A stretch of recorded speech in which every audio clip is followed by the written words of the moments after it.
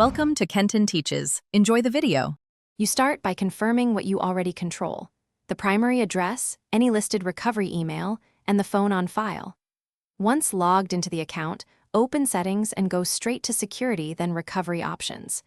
Make sure you have your phone nearby for codes and any saved backup codes available. These let you change recovery details. If prompted, complete a quick password re-entry or multi-factor prompt. This step prevents being locked out while you swap or update recovery contacts.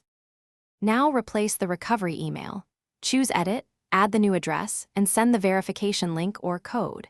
You must complete that verification because the system trusts only confirmed contacts.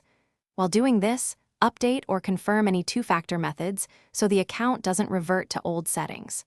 Once the new address is verified, remove the old recovery email to avoid confusion. Make sure to save changes and watch for a confirmation message. This prevents multiple, conflicting recovery options. Finish by verifying the system accepted your changes. Check confirmation emails and run a quick password recovery test to the new address. Save backup codes in a secure place and update your password manager to reflect the new recovery contact. If you encounter issues or get locked out, use the provider's recovery form. Provide previous passwords, recent sign-in locations, and device info.